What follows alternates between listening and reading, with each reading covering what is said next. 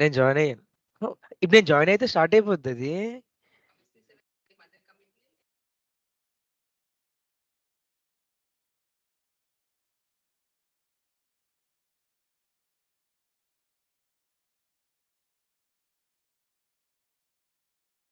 Shruti, you are not audible.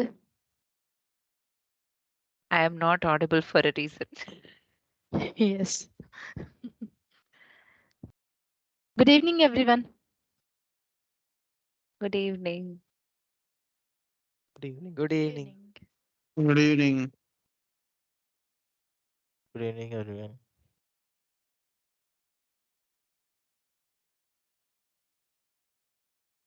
So, Srirag, shall we wait for 1 more minute?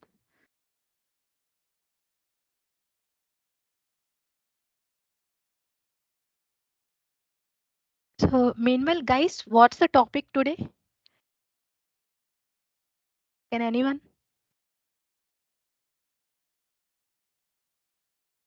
Most of the women on here don't care because they're just here to see me. It's irrelevant what I'm going to speak about, but still I'll take it.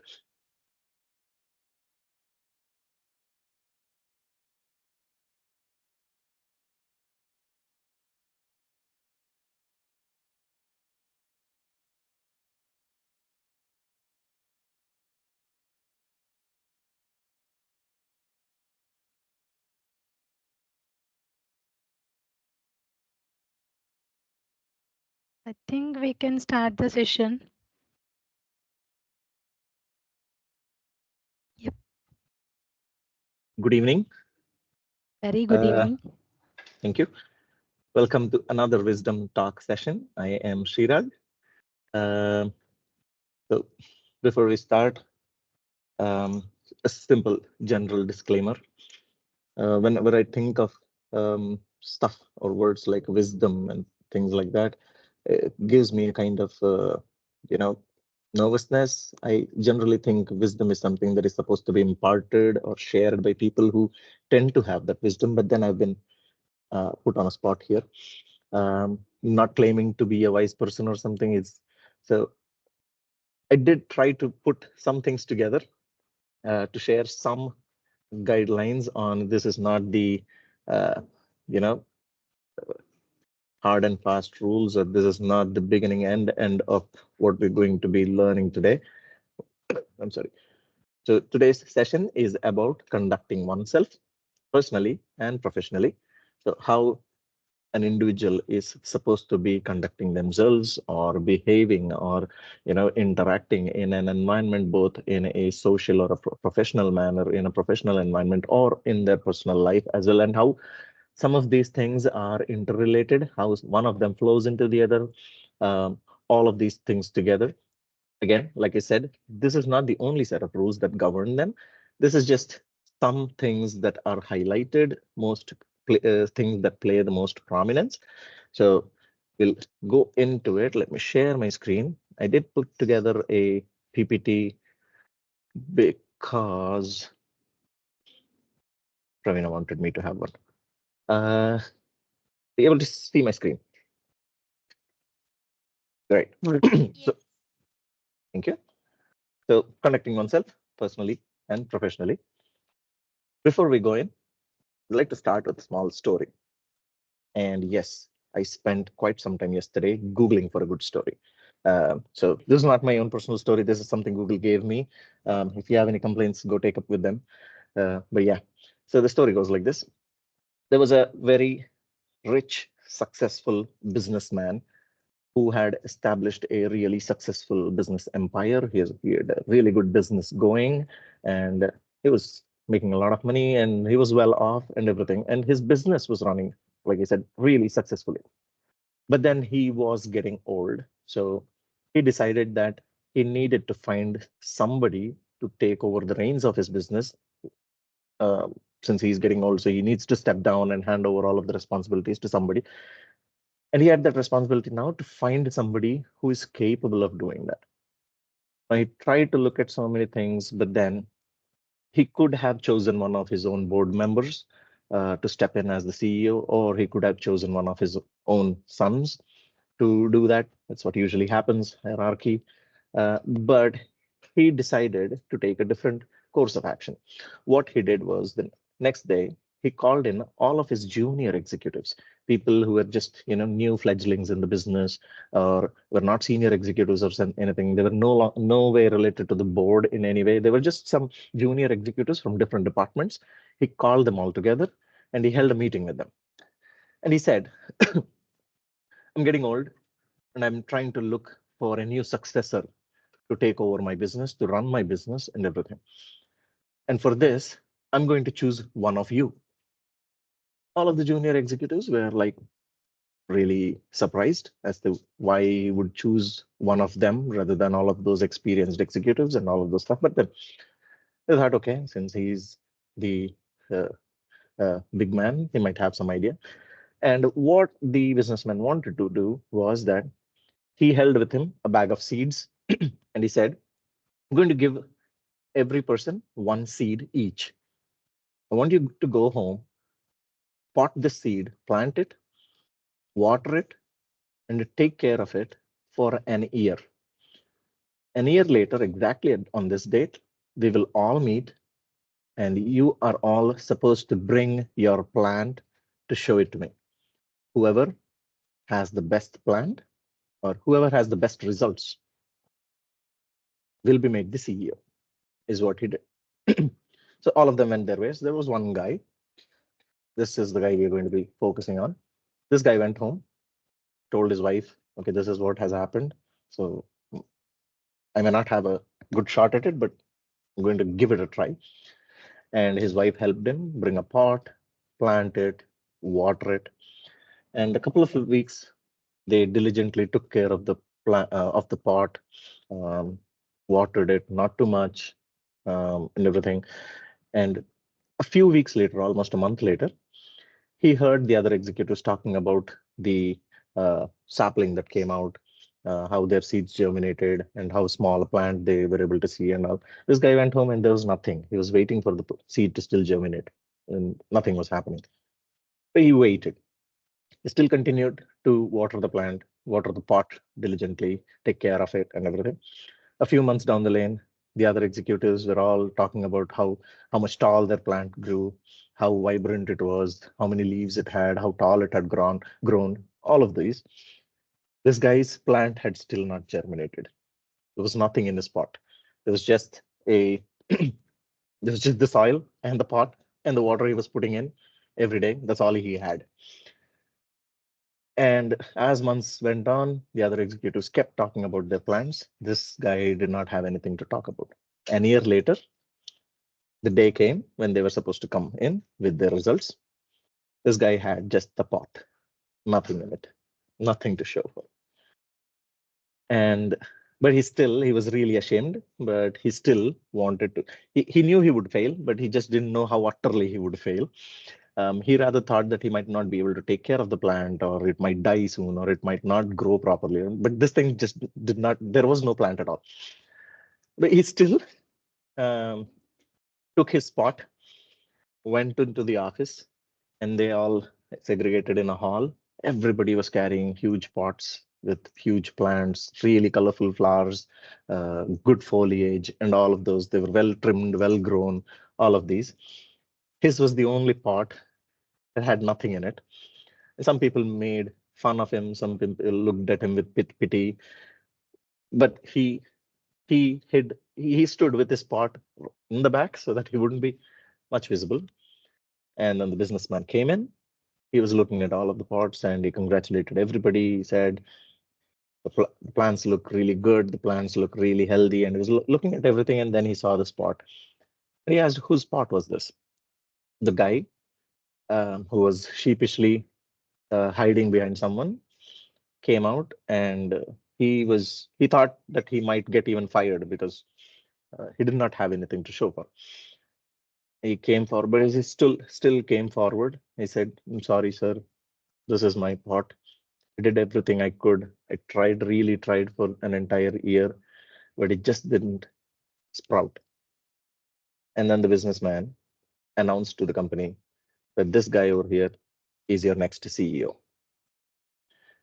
And then he told the others that The reason I'm making him the CEO is because the seeds I gave all of you were boiled seeds. None of them would have germinated. But you wanted to win this race, so you did your best to show me a plant. However, I knew there wouldn't be a plant. He's the only person who showed me real results, actual results. So there are a lot of takeaways from this story, which we will be covering throughout this session. But a few short points to summarize, which I wrote down. Yes, because no, I cannot remember all of them. Felt really good to read those points. If you plant honesty, you will reap trust. If you plant goodness, you will reap friends.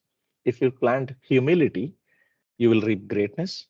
If you plant perseverance, you will reap contentment. If you plant consideration, you will reap perspective. If you plant hard work, you will reap success. And if you plant forgiveness, you will reap reconciliation. All of the things you plant that we mentioned just now are qualities that we should be imbibing within ourselves while we conduct ourselves in our day-to-day lives, not just professionally, not just personally, but in every interaction. Because the ultimate aim of life is to reap what we just mentioned: trust, friends, greatness, contentment, perspective, success, and reconciliation. All of these eventually lead to peace. Now, there are many things that we are all aspiring after: success, excellence, running after things, money, um, earn big earnings, a luxurious car, a grand mansion, all of these things. The end point of every life is to attain balance, and balance can only be attained through peace. That should be the end goal. If you have peace, you'll find everything else. And how do you find peace? It's not something that you go out exploring, looking for. It's something that you acquire by changing your own personality. Your own personality, as in interacting. How do you interact? How do you communicate? How do you generally conduct yourself? So that was the story. So introduction: the way we conduct ourselves in various aspects of our life has profound impact on our success, relationships, and overall well-being. That's what I said. What you do to attain peace will eventually flow into whatever real different ambitions you have, whether it is success, relationships, or overall well-being. It is all part of that. In our professional lives, the way we conduct ourselves can influence our career progression, workplace relationships, and our reputation within the industry. Every action you take, remember, every action you take, everything you do.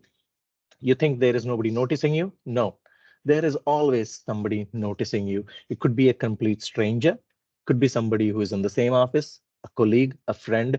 Somebody or the other is always noticing. So every action you do, every action you perform, everything you do has a consequence. Remember that.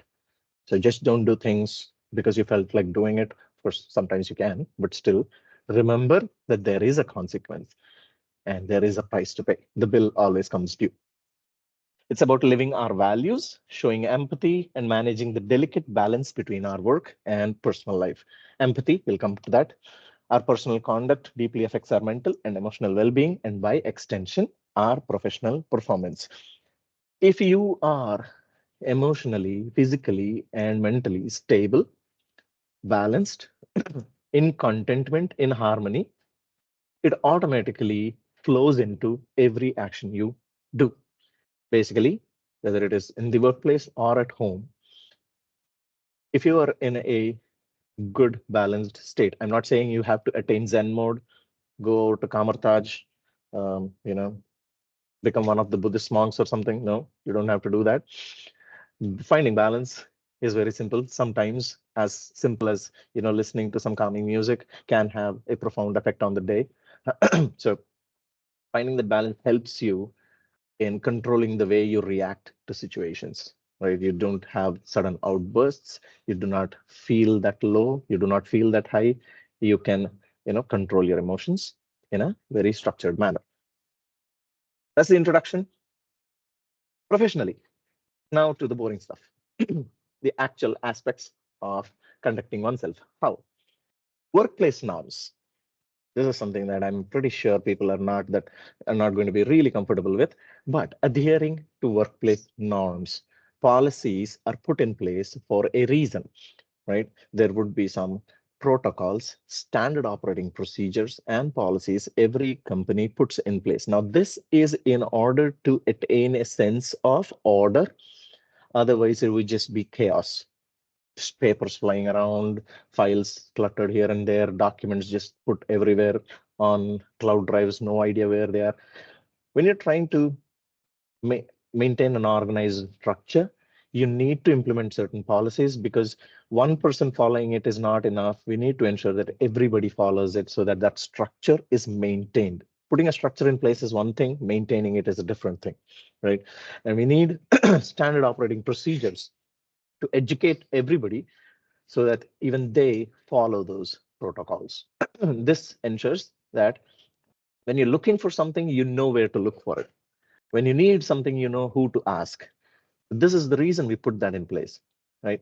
Following them is something, no matter how difficult you might find it is, it's something that you have to do. Now, I know a lot of youngsters entering the corporate life or a job workplace, they tend to bring in that youth aspect, that rebellious attitude, that carefree attitude where they tend to think that these does not apply to me. And they want to show that cool attitude where, yeah, it's okay. It may work for you, it doesn't work for the workplace. So you need to fine tune yourself. Some Not sometimes, you need to fine tune yourself always to meet the standards of the workplace. You may be cool and you may think that you're above the coolness of the company, but you're still outside the standards of the company. If you need to tone it down, you have to tone it down to meet the standards of the company. If you're below that, you have to bring it up to match the standards of the company, right? Because in the workplace, as far as your work life is concerned, the standards the company sets is the benchmark, not what you have or what you don't have. So you need to bring yourself to that benchmark, and this has to be done. So if company says, wear your ID cards, it's there for a reason. If company says, reach out to the IT, follow process, send an email, you have to, because you need a paper trail. It's for your own good again. Eventually, it comes back to you.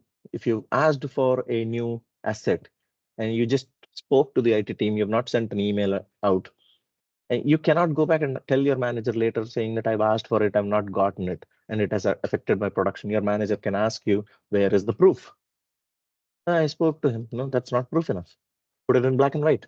And that's putting it in black and white is the process that we put in place, which you did not follow. And who's the person who's suffering now?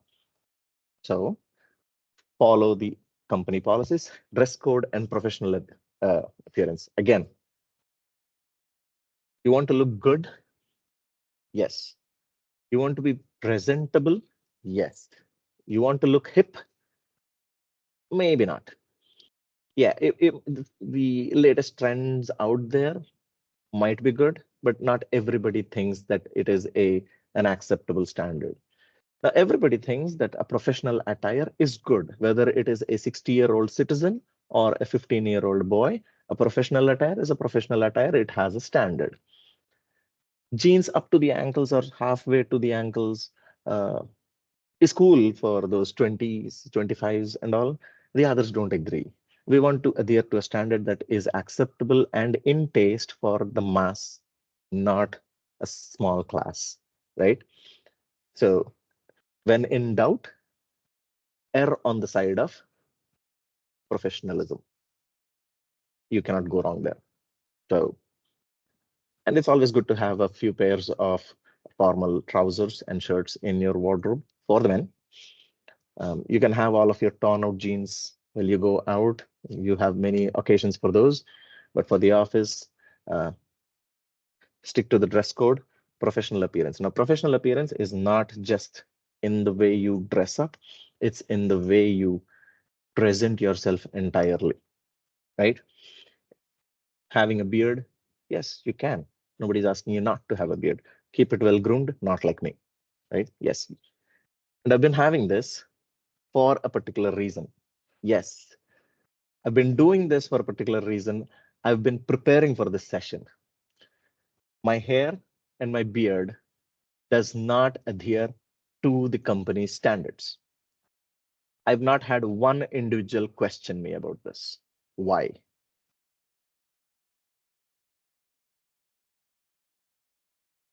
Nobody questioned me. I thought at least one person would. Nobody. Yes. Today, about an hour ago, a person did ask me, but he didn't question me. He just looked at me and he said, "You look different because of your beard." That's all he said, because he wanted to be on my good side. He didn't want to get on my bad side, so he diplomatically framed that sentence. But yes, nobody questioned me. I got away up until this session. Anyways, keeping yourself well groomed and well presentable, because this is the phase you're not presenting just to your company, you're also presenting to your client.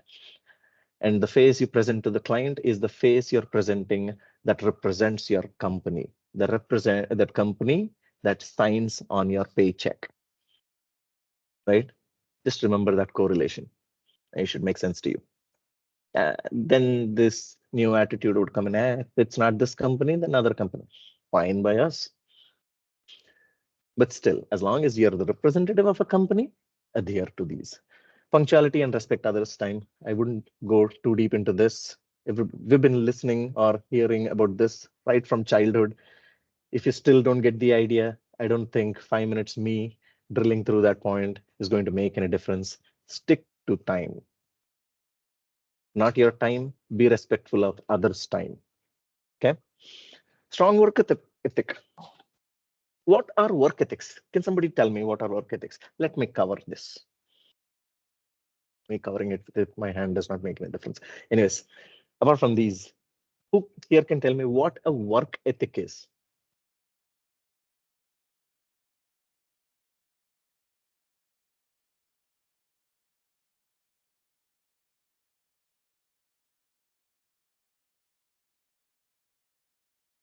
"62 people on the call. Nobody has an idea about work ethics."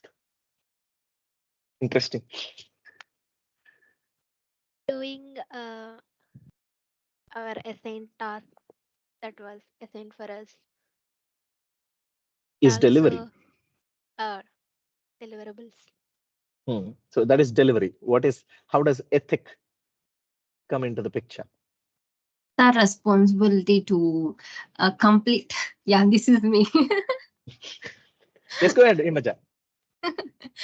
I think it's our own responsibility to take up our task, whether it's delivery or to show or to maintain our team, whatever it comes to the work, with or without the presence of our mentor or anyone. It's our self responsibility to show what we are. It comes under some work ethic, I think. Responsibility. Yeah. So, our individual behavior towards the work. Behavior as in? Same like responsibility or attitude, principles we follow. The Yeah, attitude. I have something to say. A simple example would be like there's a presentation and you are presenting and you have prepared, like you have uh, searched a Google to find a good story to tell us. So that is a simple example I can say. Nice. So preparation, attitude, responsibility. Yes, right on all counts. The way you treat your work is your work ethic. The first and foremost thing is that you need to have respect towards what you're doing. When you have that respect, when you value the work that you're doing, you become accountable to it. You have that responsibility. And then you also have that within you, that you need to do better. Somebody has assigned you a task. You want to do it the best way possible. And when you put in that effort to do it the best way, that's where you're showing your work ethic. At the same time, it's not just putting in your best effort and doing it. Work ethic means staying true to your words about what you said or when you said you would deliver it. So the timelines that you might have promised to, right? And also even before the timeline comes in, it's your strong work ethic that will drive you in setting those timelines. Person with a good, strong work ethic, if he was given a task and asked by a manager or a leader, finish it in a week, but that person knows it's not going to happen within a week, will stand up to the manager and saying, I'm sorry, sir. 1 week is not enough time for me to deliver this with the right quality. I can do it in 1 week, but it would not be of the right quality, and I would not be happy with that piece of work. You give me 10 days, they'll give you a fully functional, full quality based product. So those kinds of commitments, right? Your commitment towards ensuring timelines, your quality, and the best, that translates into work ethic and your preparation towards it. Like Vihanshi said, that was preparation. Like Himaja said, the responsibility. And Venki, uh, uh, you did say, I'm sorry, I forgot. Now, all of those, your attitude, the responsibility, and everything, all of that comes or translates towards work ethic. So being reliable and accountable for one's task. Reliable means somebody needs to have the trust on you that if that piece of work was given to you, you would do it. They should not be hesitant. Do I give it to this person or not? If that hesitation has come into somebody's mind about you, then you are not dependable. And that's not a strong trait or a favorable trait to have, right? Proactively contributing to team's goals. Yes, in a workplace, everybody's end goal is one. Do your job, take the pay, go home. It's just a job. Well, it depends whether you're here for a job or a career. If you are working towards a career progression, the job is just one part of it. When you are trying to build an all-round personality with respect to careers, then it's not only your self-growth, it is growing along with the team, collaborating with the team, working towards the upliftment of the team, because that is building or improving you on multiple levels, multiple grounds, rather than your own personal development. You can upskill as much as you want, but you would never gather those traits required to be able to. Yes, I did mention gather, Shruti. Uh, you would not accumulate those traits required to working with a team, having that ability to delegate something to somebody else, getting somebody else to give you something, helping you with something, you helping with somebody as helping with something else. All of this, you're losing out on all of those facets. So contributing to team goals, striving for continuous self-improvement and skill development. Yes, this is something that we always should do. I have a small story over here. This is a story. I may be going over time. I'll go through the rest pretty fast, but this is a small story I want to share with everybody. This is a story I've shared on multiple. I've shared multiple times with different people. My team might have been bored hearing this story. I've heard this story from a mentor of my own, but I'll still tell them. Blackbox, you can switch off the speakers if you want. Anyways, so this is a story about a woodcutter. Okay, this woodcutter joins a lumbering firm, and he goes and he gets a daily wage, or the work structure is that the owner of the lumber or the timber firm says that I'll pay you 50 rupees for every tree you cut down. This guy, he was a seasoned woodcutter, and he was able to chop down 10 trees every day. And so every day he was making 500 rupees. Every day he would come in, chop down 10 trees, collect 500 rupees, go home. 6 months went by, and this was continuing beautifully. Then a young guy came in. It was new, was just starting off, and the firm and the owner decided to say that, okay, this guy is a newbie. I don't have to pay him 50 rupees. He says, I'll pay you 30 rupees for every tree that you chop. So the guy, first day, he was only able to chop 2 trees. So he took 60 rupees home. Second day, he was able to chop 3 trees. He was able to take 90 rupees home. 2 months later, he was able to chop 10 trees in a day, and he was taking 300 rupees home. A few months later, he was taking 500 rupees home. A month later, he was taking home 600 rupees. And when he happened to be collecting those 600 rupees, the other lumberjack was also there. The other woodcutter was also there. And he saw this young guy is collecting 600 rupees, whereas this guy is only collecting 500 rupees. And this enraged this senior employee. And he went to the owner, says, I'm one of the senior employees. I've been chopping trees for you like for a year now. You're only paying me 50 rupees per tree. You're paying that guy even more, because obviously he cannot chop as many trees as I can. He said, there is no way. I do not know what is happening. I'm not even paying him as much as I'm paying you. I'm paying you 50 rupees per tree. That guy, I'm only paying 30 rupees per tree. And this guy is like, what do you mean you're only paying 30 rupees per tree? He just took 600 rupees. I, being a seasoned veteran over here, I've been in this business for 30 years industry. So I've been, and I'm still only able to chop 10 trees a day. There is no way he can chop more than me. He said, I don't know what is happening. You go take it up with that guy. So this guy goes and asks that newbie, okay, I've been doing this for quite a few years now, and my maximum is 10 trees per day. How many trees are you cutting? The guy says, 10. I am cutting 20 trees. Next minute, I think I can cut 25 trees.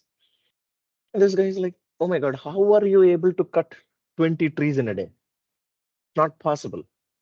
I've got the knowledge, I've got the skill and everything, but I'm still only able to cut 10 trees. So the young guy asks him, I just have one question. When was the last time you sharpened your axe? And this guy goes back and, oh, that was like a long time ago.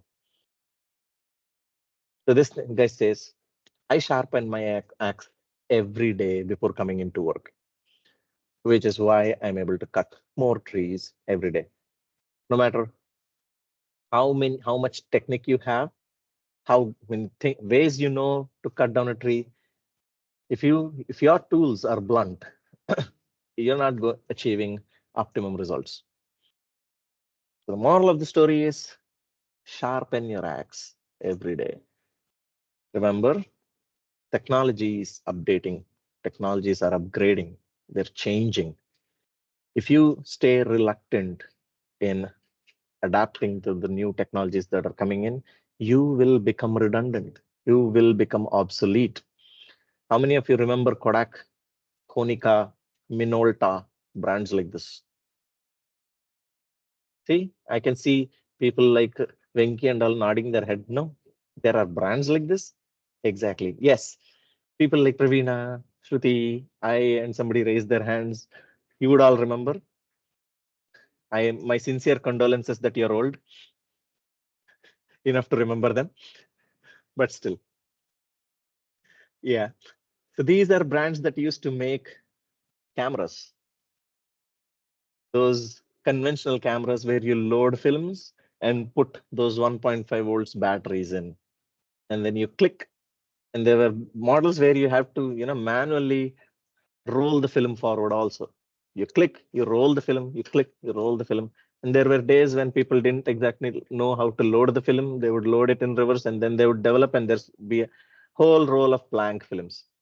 Kodak, Konica, Minolta, these are companies that used to make cameras. They're no longer they used to be market leaders, not anymore. Why? Because the digital photography came into the picture. These people just did not adapt. Right? Effective communication. No matter how good an idea you have, no matter even if it's $1 million worth idea, it's worth nothing if you cannot communicate it. Right? Because it's just going to stay in your head. It's never going out. So that is why effective communication is important. Effective communication is important to understand what somebody else is telling you, and is also important if you want to express yourself, right? Improve your communication. Ensure that it is not abusive. Ensure that it is not sarcastic in the workplace or in your personal life. You do not want to piss somebody off just because of your words. While having an argument, do not speak or do not hear to react, hear to understand. The best way of diffusing an argument is usually what we do is we hear the other person's statement only so that we can react with a counter argument. We are looking for that opportunity.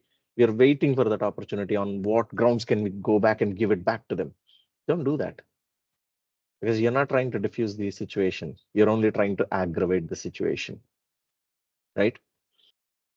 So listen to understand, not to react.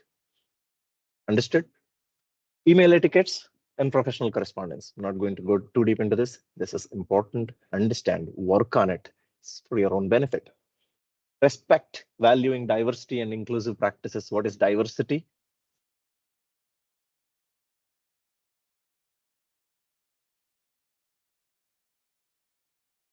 Male, female, disabled, different color. Everything is diversity.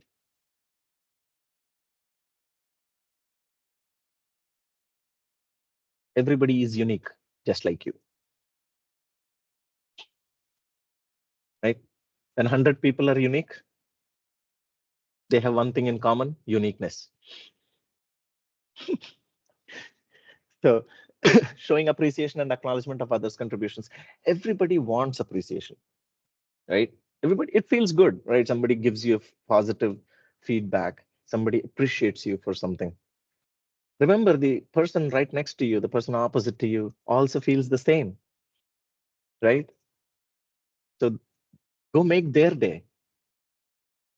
If you expect appreciation, if you expect positive feedback, give it. You'll get it back. Don't do it with the other person just sitting and you appreciate me, I'll appreciate you. Don't do it. Becomes a mockery of the stuff. But honestly, you think somebody deserves appreciation? You think somebody is really good at what they do? You think somebody helped you in a tight pinch?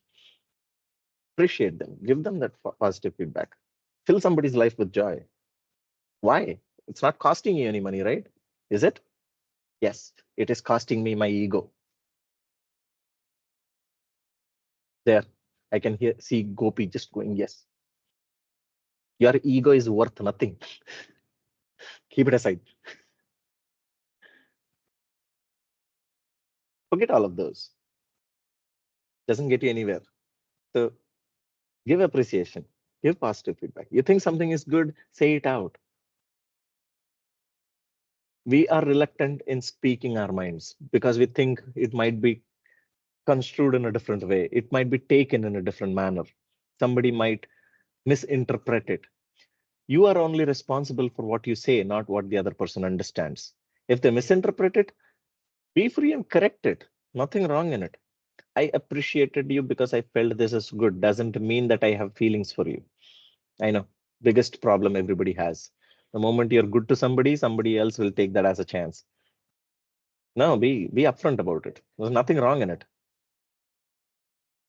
But that shouldn't be stopping you from appreciating someone, appreciating somebody's help, appreciating somebody's good things. Any positive feedback is the motivation that gives people the confidence to do it again. If I did something good and nobody appreciated me for it, I would just think, what is the use of doing it? So before somebody feels that, go ahead and appreciate them. They'll feel good. And since they got an appreciation, they would do it again, at least for that appreciation. And that becomes a habit. Doing good things and doing good jobs becomes a habit. So keep giving feedback, keep appreciating people. It's just a one-line sentence. Good job, 2 words. Well done, good job, awesome. Few words can make a difference. Go make the difference. Cool? I know 2 words, really difficult to say. Get yourself to say it. It makes all the difference to you and to them. Building trust and maintaining confidentiality. This is a very complicated subject, and I do not think I can do complete justice. Confidentiality is the ability to keep a secret, as simple as that. There are a lot of people who, oh, okay, I didn't know. And then the next moment, did you know?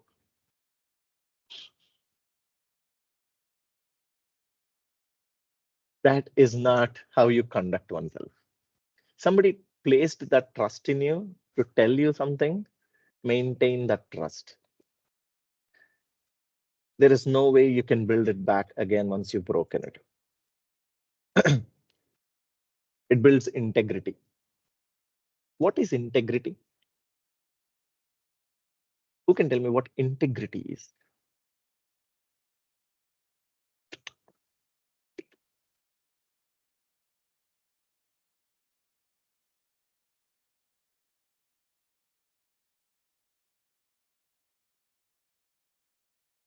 Except for Venki and Ram and Shruti and Pravina, my entire screen is filled with logbox. Anyways, what is integrity? I was hoping one of these people to answer because I spoke about this during the induction when I was in internal training. And this is a shock. And I'm thinking I'm fed up of seeing these faces every day. I was expecting to see some new faces. Being honest. Being honest.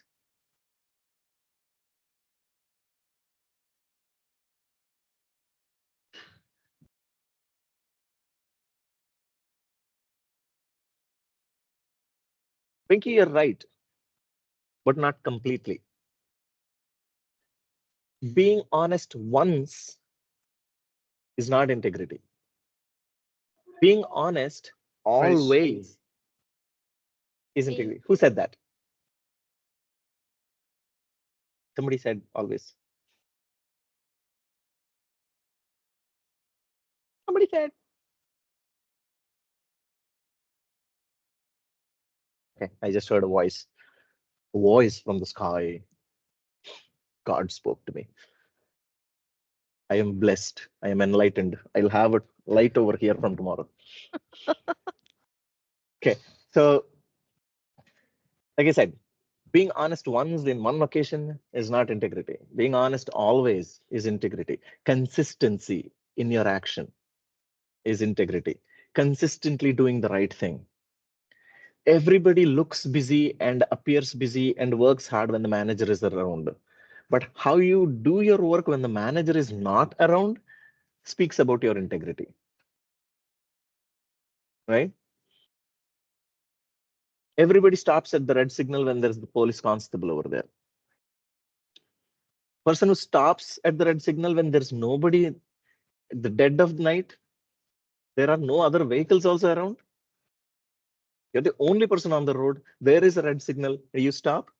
That is integrity. Why? Because you're doing what is right, not because somebody is watching you. You're doing what is right because it is the right thing to do. I'll quote Albus Dumbledore from Harry Potter. Not doing what is easy, but doing what is right. Right? Upholding organization's values. Yeah, I can drone about this for on and on. The person, whoever has gone through all of the other points, integrity, commitment towards your workplace, all of those people, I don't have to tell this. Upholding organization values, adhering yourself to company core values, trust in every relationship, client success, all of those do work on things that have value. I don't have to tell you about this. This will automatically be the consequences of how you conduct yourself professionally. Ethical decision making. What is ethical decision making? We know decision making. What is ethical decision making? Which will be right for every perspective. Pratikant. Yeah. Can you elaborate? So let's say if I am making a decision that can affect my work or my personal life, it doesn't only affect my personal life or my work, it will affect the surroundings as well. So the Mhm. ethical way of making decisions will like improve or always improve the ethical way, always improve the surroundings and the goals and the decision what I am making. So Nice. Excellent. So let's look at these 3 points in a small story again. Stories. I did good research. So there was this company that released a new smartphone, right, into the market. And they were expecting to boost their sales by 20%. They were expecting that the sales would go up by 20% by the launch of this new model. However, the sales did not go up. They seemed to be going a tad bit low, but they were not going up. So the CEO of the company took hold of the head of sales, and he told him, we need to do an advertising campaign to boost sales.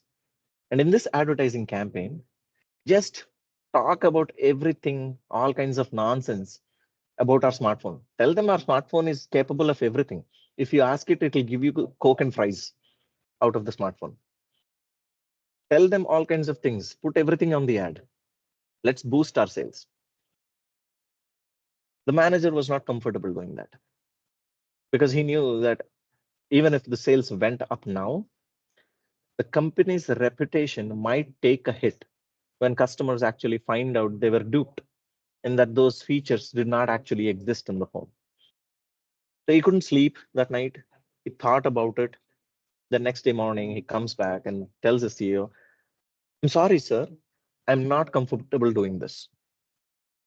However, what I would like to do is do an ad focusing on our really good salient features of the phone that are already there. I want to speak more about those, point those out specifically, and run ad campaigns based on that. The CEO was skeptical, but he said, okay, we'll give it a try. And the person did that. The head of sales did that. An ad campaign that did not talk about the flaws of the company, but it did showcase all of the features that the phone already had in good detail. And what happened was that ad actually was successful, and the customers felt that there was transparency maintained by the company because it told them that it had features, only those features that the phone actually had, right? And the customers did not feel cheated because if they felt that a feature was missing, the feature was not advertised about. The company never spoke about that feature. So if the customer expected that feature to be there, it was their own fault, right? So that grew a little bit of trust in that company, in the minds of the customers, and the sales actually went up. And that worked in their favor. So what the head of sales did is what translates to ethical decision making. He did not want to misrepresent the product. He did not want to take an action that would afterwards come back and bite the company in the back. He did not want to cheat customers. He did not want to misrepresent anything. He wanted to be honest and transparent, and in turn also work towards the betterment of the company only. And later, it became the standard of the company, the benchmark of that company, that this is how we are going to do. And so he set a standard by doing this. So that is what is about upholding organizational values. Now, if you see in the first story we went through, there is a little bit of all of this.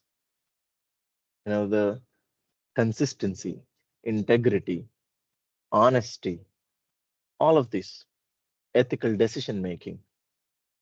That story showed all of this.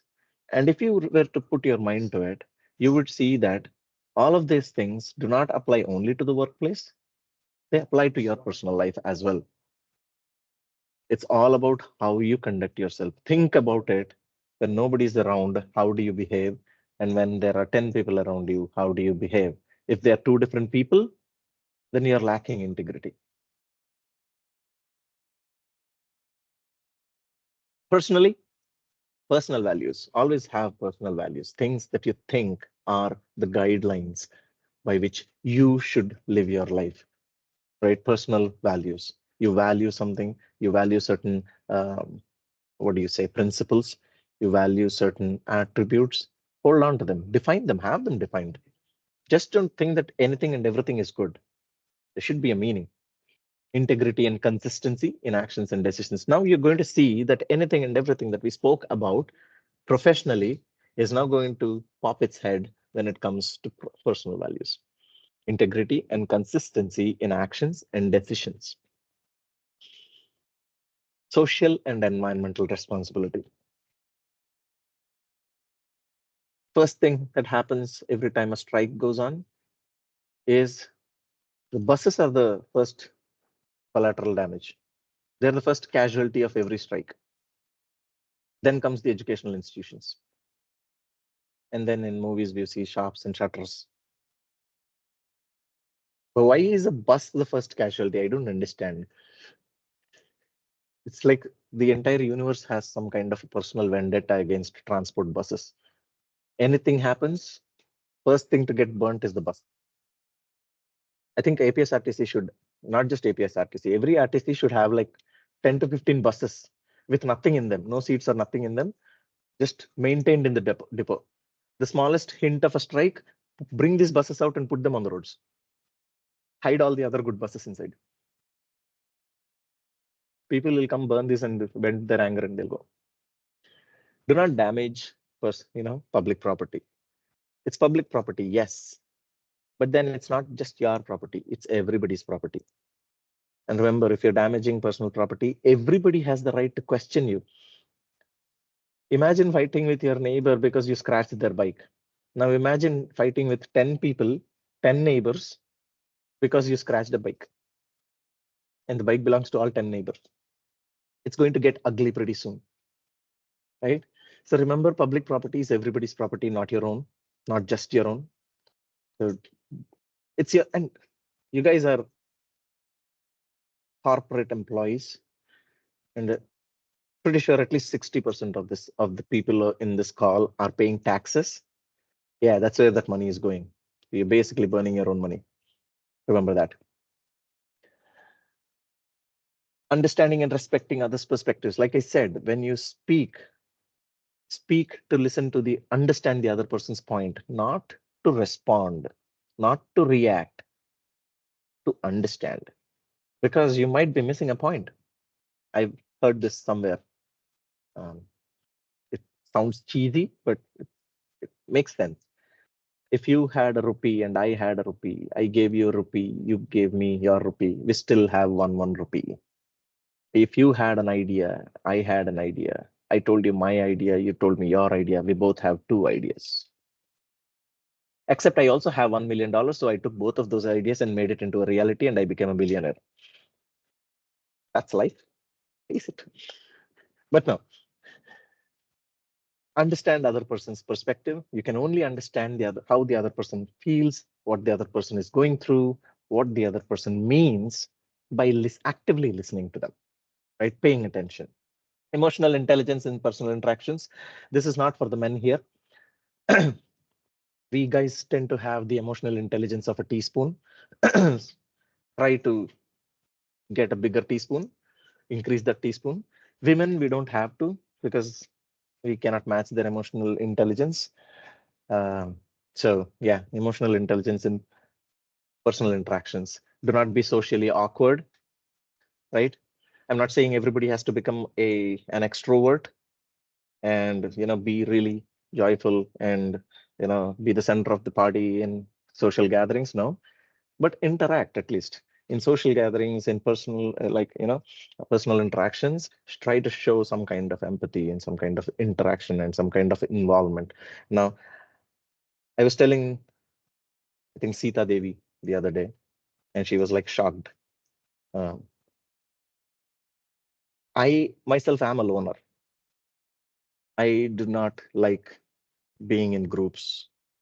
But People think I'm really an extrovert. Shruti is right here. Ask her; she can vouch for me. How they don't get to see me at home. There's a room with a closed door. Usually, I'm behind that door. But yeah, Really? I'm alone. There. Ask Shruti, Okay. like I said. So, but that's not how I am in the office because I cannot be like that in the office. Yes. At the same time, I'm not faking it. I'm actually interacting because I want to, right? I'm not faking it. Faking it is a different thing. That's me not being honest, right? But I'm not letting my loner behavior, flow into my professional life. My personal life is different. Professional life is different. They don't mix together. I need to set those boundaries. There are certain expectations out of me when I step through these doors, and I try to live up to those expectations, right? So try and understand that fine line. The role of compassion in strengthening relationships. Like I just said, compassion is the exact opposite of ego. You can only have one of them, right? Compassion is the ability to feel the other person's emotion, putting yourself in their shoes. And like I said, if you think you deserve appreciation, remember all of the other people who deserve appreciation too. Give them the appreciation. You will get your own, right? Keep those egos aside. It's not going to get you anything over here. Work-life balance, setting boundaries. Do not let your personal life flow into your professional life. Do not carry your problems at home inside the office. Do not sit at your desk and bawl your eyes out because your wife has been hitting you all night, or the other way around. Okay. So keep them separate. Don't go shout at your mom or your wife because your manager did not give you the raise that you think you deserved. Don't do that. You're sorry. You're using only wife. Or the other way around. I did say other way around. I did. You see, that's what you listen to me only to react. You did not listen to me to understand. You stopped halfway because you got your No, point I that you understood. needed. Understood. You got the point you were looking for and you stopped there. You stopped No, no, comprehending the rest of the no, no, sentence. no, Do not be that. no. I like it when my sessions become self-explanatory. Thank you, Pravina. Okay. Boundaries between professional and personal life. Time management strategies for a balanced lifeline. Now, this is not one call, fix it all. It's not one single plan for everybody. Everybody has different requirements. Everybody has different lifestyles. Find your balance. Find what works for you that helps you balance them both, right? Importance of self-care and avoiding burnout. Self-care does not mean that you come into the office and start, doing all the touch-ups at your desk. Self-care is about maintaining proper health, okay? Not the amount of lipstick. It's the amount of, you know, physical well-being that you have inside of you, okay? The amount of vitamins and minerals. Uh, so self-care, take care, and avoiding burnout. Yes, Pravina. Nothing, nothing. I thought you were going to ask me about some brands, No, lipsticks that no, I could suggest. no, no, no, no, no. Oh, okay. Cool. Fostering positive relationships. Now, the moment you are honest, communicative, and maintain compassion, you don't have to work towards building relationships. I'm not talking about different kinds of relationships. I'm talking about proper, good, harmonious relationships. Now, it could be of any type. A good relationship just needs balance. Okay. And it's a give and take. You give respect, you receive respect, you give value, you receive value. It's how it works. It's just a mirror. When in any relationship, just remember, treat the other person as you would treat yourself. Okay. And it would stay healthy, whether it is personally or professionally. Effective communication, again, conflict resolution and forgiveness in personal life all comes back to ego. The moment you keep that ego aside for a minute, just a minute, for any conflict, Just because you said sorry does not make you the smaller person. In fact, it makes you the bigger person. Right? It takes a lot of knowledge to fight facts and everything, but it takes an even lot more courage to say sorry. If you're unable to say sorry, whether it's your mistake or not, if you're unable to say sorry, then you do not have the required courage. You are basically a coward. You are afraid.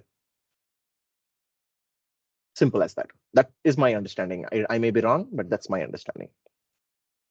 I don't say I'm right, but my understanding is that. And I'm the one taking the session, so I'm the only one who gets to unmute myself.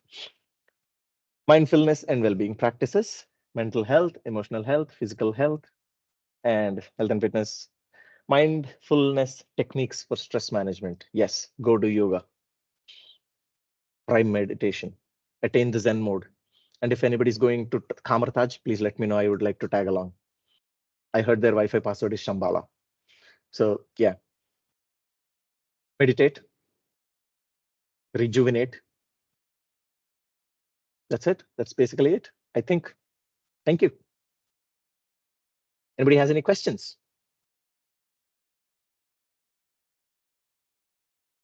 Questions.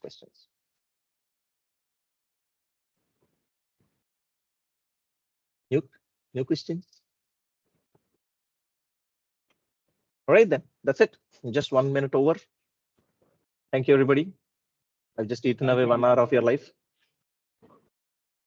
Thank you, Srirag. So, Srirag, thank you so much for this wonderful session. And let us all strive to incorporate the lessons we learned from this session into our daily lives. So once again, thank you, Srirag, and thank you all for your presence and participation. Thank you all. Thank you, Thank you. Srirag. Bye. Thank you, Srirag. Bye-bye. Bye-bye Thank you, and happy Srirag. weekend. Bye. Yes, Happy to you. weekend. Bye. Thank you. Bye. Thank you, Srirag.